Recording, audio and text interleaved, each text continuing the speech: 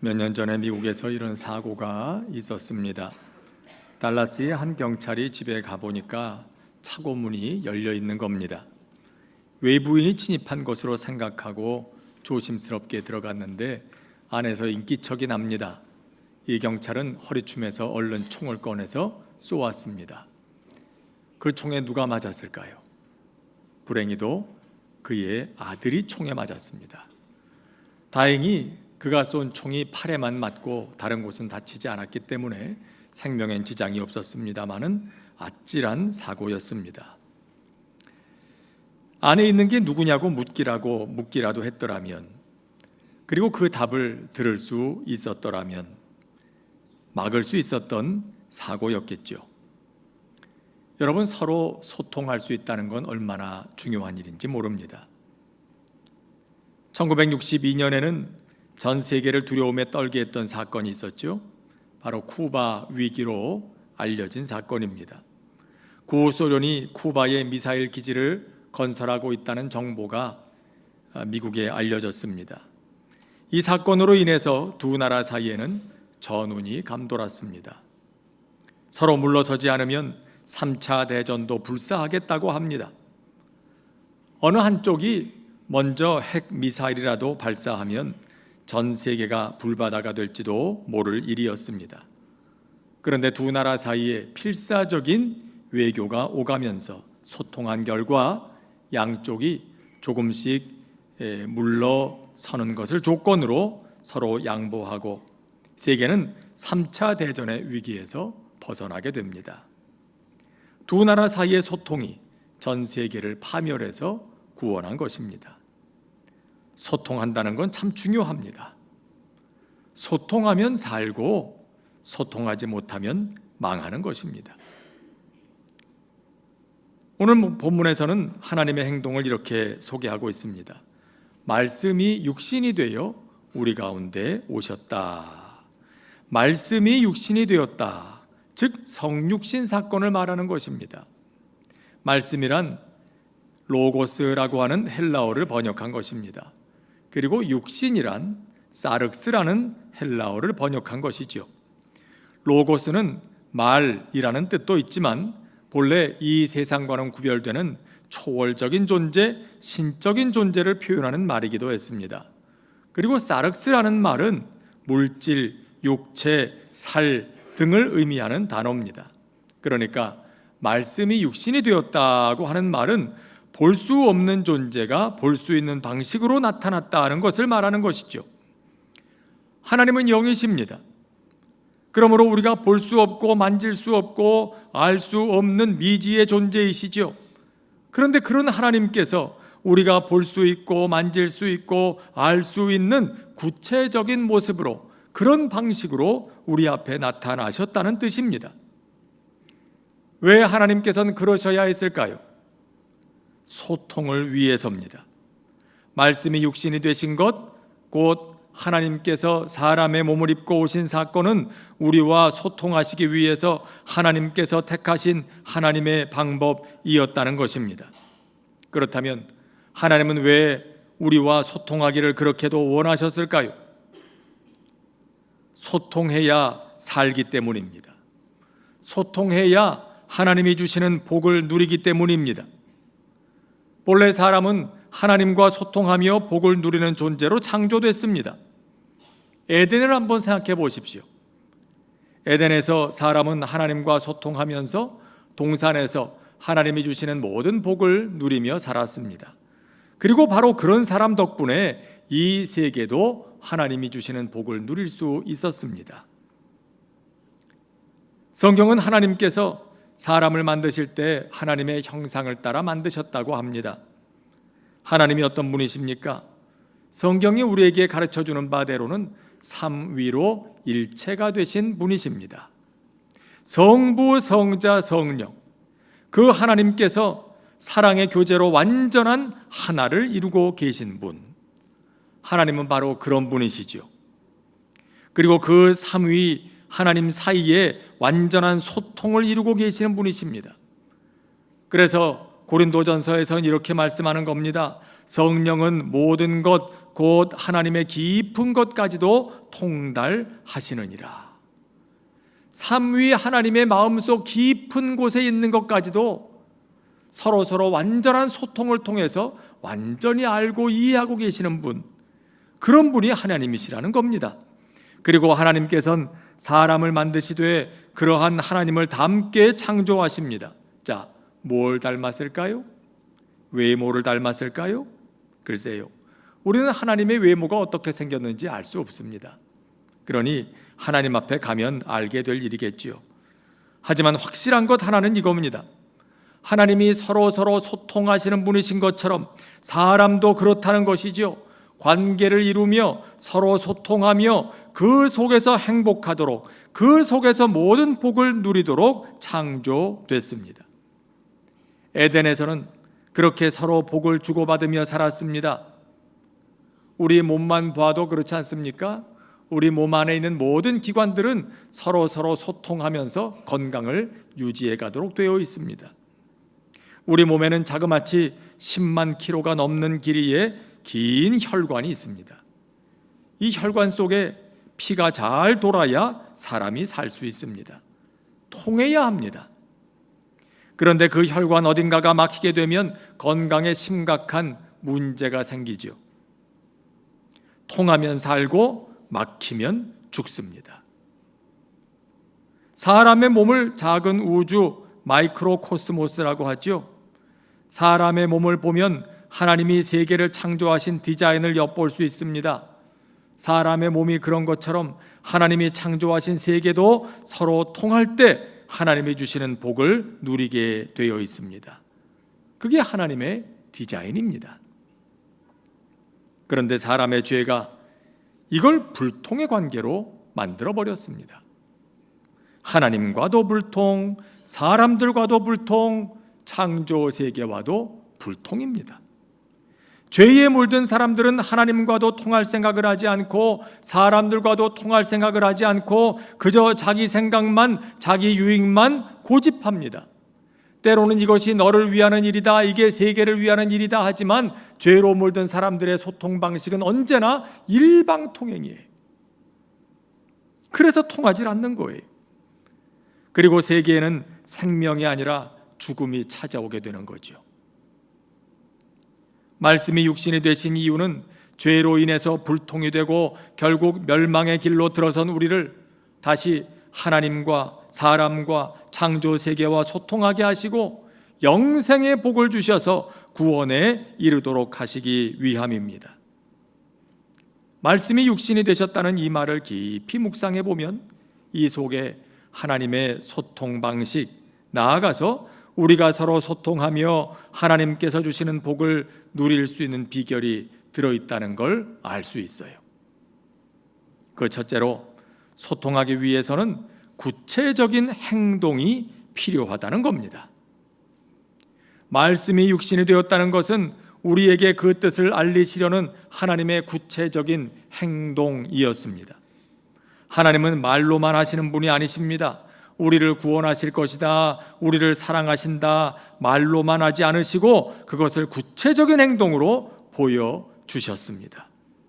성경에는 그와 같은 하나님의 행동이 얼마나 많이 기록이 되어 있습니까? 그런 하나님의 행동에 대한 기록으로 가득 찬 책이 바로 성경이 아닙니까? 그리고 마침내 사람의 모습으로 이 땅에 오셔서 십자가에서 하나님의 생명을 내어주십니다.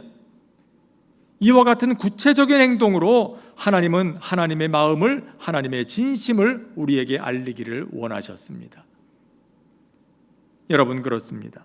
행동하지 않으면 우리는 알 수가 없습니다. 그래서 야고보서에도 보면은요, 믿음이 중요하지만 그 믿음을 증명할 수 있는 행함이 있어야 한다, 그렇게 말씀하지 않습니까? 야고보서 2장 15절 16절 말씀에 만일 형제나 자매 중에 헐벗고 굶주리는 사람이 있는데 그에게 덮게 하라, 배부르게 하라 하며 입을 것 먹을 것을 주지 않으면 무슨 유익이 있겠느냐, 그렇게 기록합니다. 아무리 그를 사랑한다고 해도 헐벗은 자에게 입을 것 주는 행동, 굶주린 자에게 먹을 것을 주는 행동이 없으면 그 사랑이 전달될 수 있겠느냐? 소통이 되겠느냐? 그 말입니다. 행동이 있어야 소통이 되는 겁니다. 여러분, 누군가에게 감사한 마음을 가지고 계십니까? 감사하다고 입을 열어서 말하십시오. 사랑하고 계십니까? 사랑한다고 입을 열어서 말하십시오. 누군가에게 미안한 마음이 드십니까?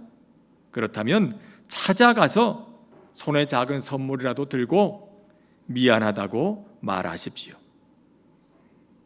행동해야, 겉으로 드러나야 우리는 알 수가 있어요.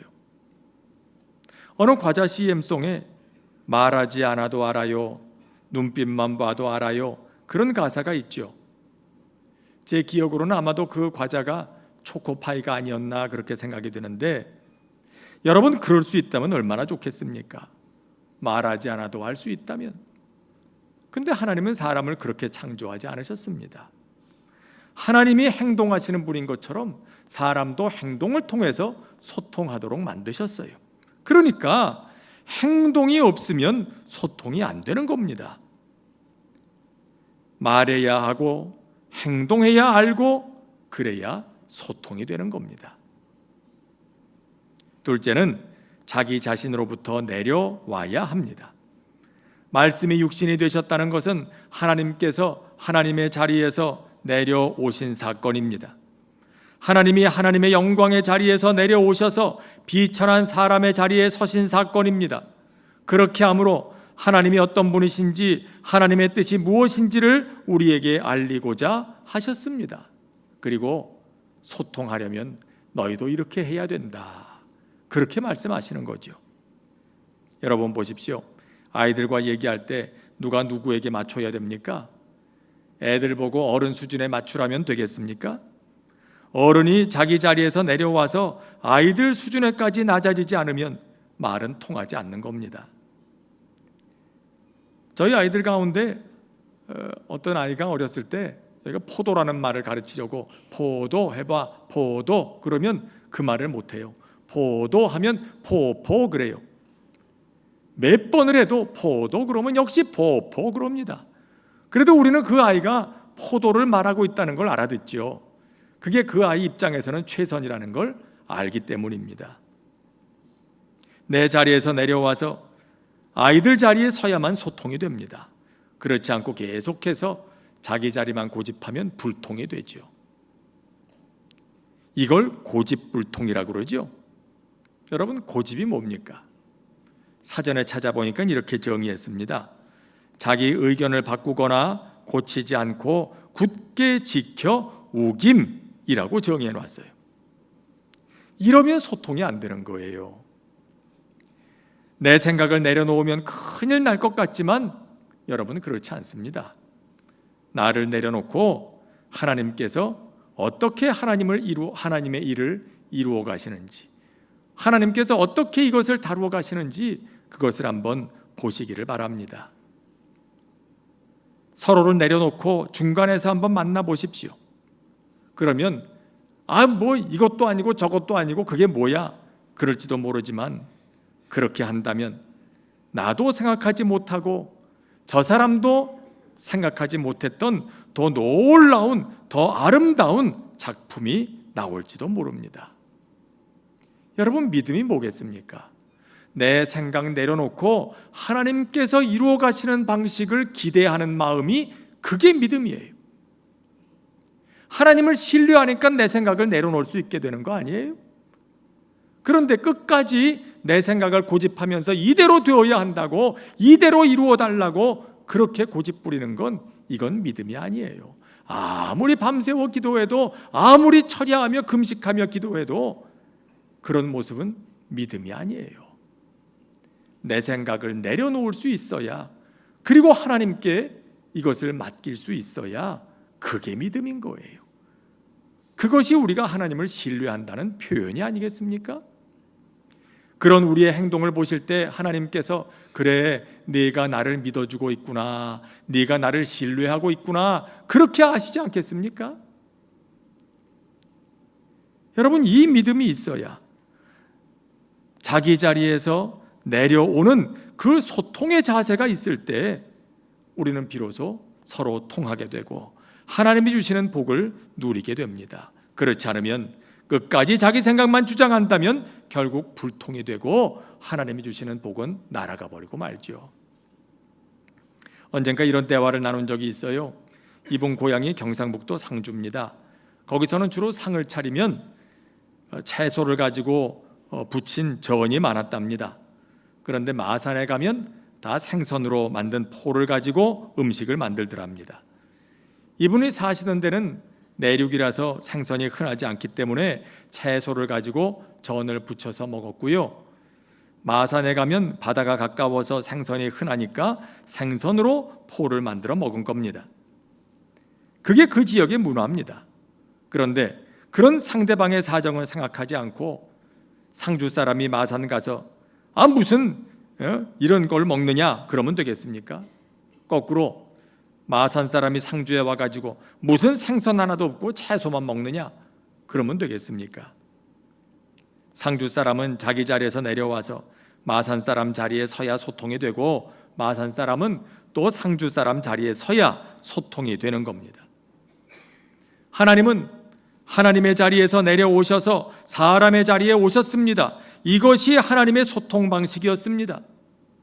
너희가 내 자리까지 올라와라 하지 않으시고 친히 사람의 자리에 내려오셨습니다. 그리고 말씀하시는 것이죠. 그런 행동을 통해서 소통하려면 너희도 이렇게 해야 되는 거라고. 그래야 내가 너희에게 주는 복을 서로 누리게 될 거라고. 가만 보면 세상이 시끄러운 것도 그런 것 같습니다. 좀처럼 자기 자리에서 내려오려 하지 않습니다. 부모와 자녀 사이도 그렇고요. 노와 사, 정부와 국민, 보수와 진보 다 자기 자리에서만 보려고 하니까 상대방이 이해가 되질 않습니다. 내 뜻대로 되어야만 나라가 잘 될 것 같은데 그리고 고집을 부리고 나를 받아들이라고 100% 내 생각대로 하라고 그리고 서로를 타도의 대상으로만 보고 있는 겁니다. 아니죠. 소통을 원한다면 자기 자리에서 내려와야 합니다. 내 뜻도 말고 저 사람 뜻도 말고 오직 하나님의 뜻이 이루어질 수 있도록 서로를 내려놔야 되는 거예요. 이게 하나님의 방식이었습니다. 셋째는 우리의 죄인됨을 깨닫고 인정해야 됩니다. 하나님께서 사람이 되셔서 이 땅에 오신 이유가 뭡니까? 말씀이 육신이 되셔야 했던 이유가 뭡니까? 우리의 죄를 지시고 십자가에서 죽으시기 위함이 아니었습니까? 그렇게 함으로 우리와 하나님 사이를 불통의 관계로 만들었던 죄의 문제를 해결하려 하셨던 겁니다. 여러분 그렇습니다. 소통을 방해하는 궁극적인 원인은 결국 죄에 있습니다. 죄인인 우리의 연약함이 하나님과 우리 사이에 불통을 만들어냅니다. 죄인인 우리의 연약함이 사람들 사이에 너와 나 사이에 불통을 만들어냅니다. 죄인인 우리의 연약함이 창조 세계와의 불통도 만들어냅니다. 그렇기 때문에 불통의 관계를 소통의 관계로 바꾸려면 나의 죄인됨을 인정하는 것으로부터 시작해야 합니다. 죄가 뭐겠습니까? 성경에서는 죄가 화살이 관역에서 벗어났다는 뜻을 가지고 있다고 가르쳐 줍니다. 다시 말해서 하나님의 뜻, 하나님의 목적에서 벗어나 있는 상태, 그게 죄라는 겁니다. 그렇기 때문에 나의 죄인됨을 인정한다는 것은 나는 연약해서 하나님의 뜻에 미치지 못한다. 나는 연약해서 하나님이 본래 목적하셨던 나의 모습에 미치지 못하고 있다. 그걸 인정하는 겁니다. 사람은 누구나 죄로 인해서 하나님의 거룩하심에 이를 수 없는 치명적인 약점을 가지고 있습니다. 그래서 성경은 말씀하지요. 모든 사람이 죄를 범하였음에 하나님의 영광에 이르지 못한다고 말입니다. 이것을 인정하고 성령님의 도우심을 구해야만 하는 존재, 그가 사람입니다. 나는 항상 옳을 수만은 없다. 내 생각이 그 안에는 잘못된 것이 많다. 내 생각은 결코 진리일 수 없다. 나는 하나님 앞에서 죄인이다. 하나님의 목적에 미치지 못하는 연약한 사람이다. 그걸 인정하고서야 소통이 시작되는 겁니다. 여러분, 소통의 두 번째 방법이 자기 자리에서 내려오는 거라고 했습니다. 그런데 언제 내려올 수 있을까요? 자기의 죄인됨을 인정할 때 내려오게 됩니다.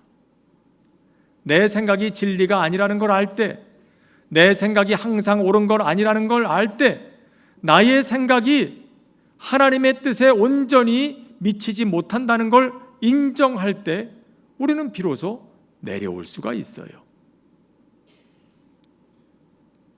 그렇지 않으면 우리는 언제나 불통일 수밖에 없죠. 내 생각이 옳은데, 내 생각이 진리인데, 그렇게 생각하는데 어떻게 내 자리에서, 내 생각에서 내려올 수가 있겠어요?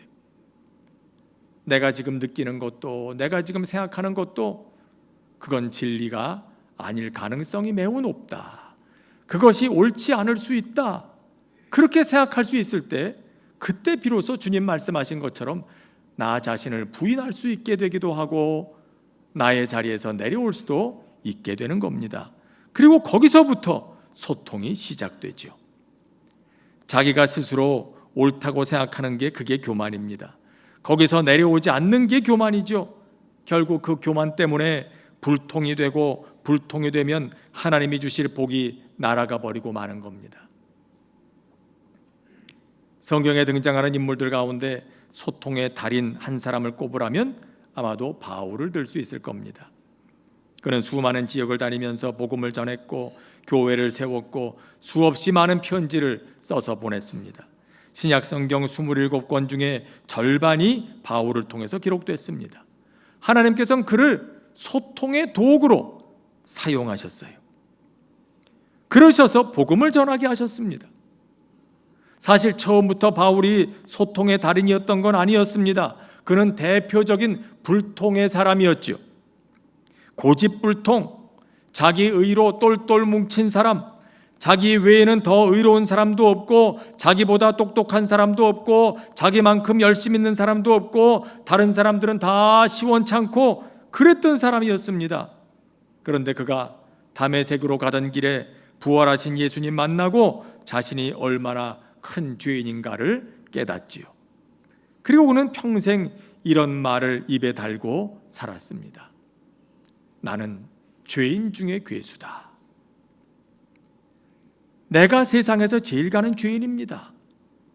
당신이 죄가 많다 한들 나만큼 많겠습니까? 그리고 그는 말하죠.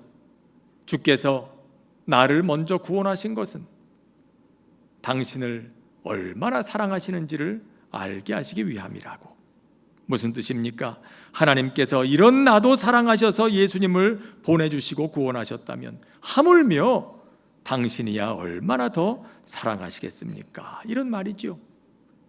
이러니 사람들이 감동을 받는 것입니다. 마음이 서로 통하는 것입니다. 소통이 되죠. 그리고 서로 은혜를 받는 것입니다. 오늘은 대림절 둘째 주일 성서주일입니다. 성서주일은 우리에게 성경을 주신 하나님께 감사하고 날마다 성경을 가까이 하는 삶을 살기 위해서 제정됐습니다. 우리나라에서는 1954년에 제정된 이후에 매년 12월 둘째 주일 지켜오고 있습니다. 요한은 이렇게 말합니다. 태초에 말씀이 계시니라. 이 말씀이 하나님과 함께 계셨으니 이 말씀은 곧 하나님이시다. 사람의 몸이 되어서 우리를 찾아오신 하나님께서는 오늘 기록된 말씀을 통해서 우리와 소통하기를 원하십니다. 날마다 말씀을 가까이 함으로 하나님과 소통하고 사람들과 소통하고 이 세계와 소통하면서 하나님께서 주시는 모든 복을 누리고 또 전하는 우리 모두가 될 수 있기를 주님의 이름으로 축원합니다. 기도하겠습니다. 은혜로우신 하나님 아버지, 죄에 물들어 불통의 사람으로 살던 저희에게 주님께서 친히 사람의 몸으로 이 땅에 오심으로 이렇게 하는 것이다 말씀하여 주시고 가르쳐 주시니 감사를 드립니다. 주님께서 우리에게 그렇게 하신 것처럼 우리 또한 그렇게 서로와 소통하며 말씀을 통해 하나님과 소통하며 주님 주시는 모든 복을 누리고 전하고 이 땅에 주님의 나라 이루는 삶을 살게 하여 주시옵소서. 예수님의 이름으로 기도합니다.